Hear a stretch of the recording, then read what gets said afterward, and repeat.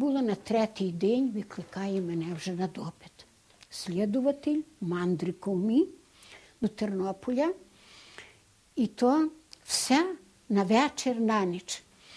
Я приходжу в камеру, то не в камеру, то його кабінет.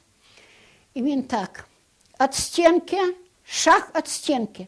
Від стіни відійти ж більше до стіни не вперти. Руки назад, руки назад. Включаю лямпу таку велику, як фотографії робиться.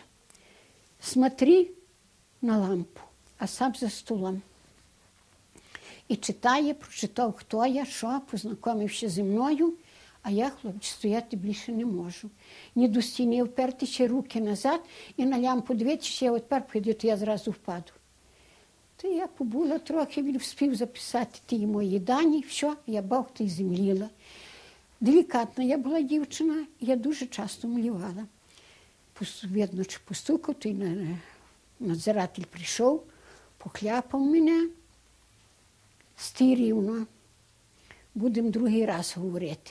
Вже страху мені додаєш, більше мене не б'є, нічого зі мною не робить. І привели мене в камеру.